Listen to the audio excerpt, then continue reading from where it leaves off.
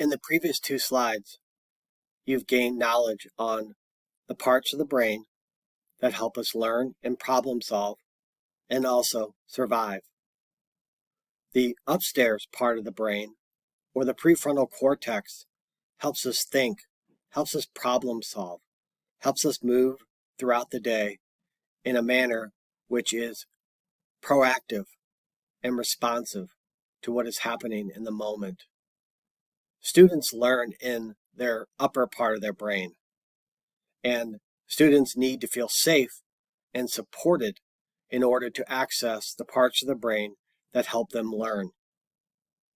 Students who have experienced trauma or toxic stress are operating from the lower, primitive lizard parts of the brain. They are unsure and unsafe and not quite certain that the adults are in the classroom ready to support them in a productive way. Their brain is in fight or flight mode with regards to scanning the room, coming into the classroom already upset, and in turn, their brain is simply not ready to learn with regards to academic outcomes that may be considered important by the teacher in the moment.